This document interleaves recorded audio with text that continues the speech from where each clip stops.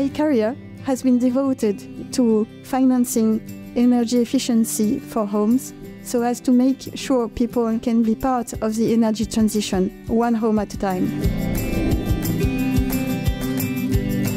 My first step was to convince local authorities and regional councils in France to build up a new comprehensive service for homeowners and condominiums, and all these efforts grew in setting up the Séraphin networks, which brings together all the third-party financing companies in France.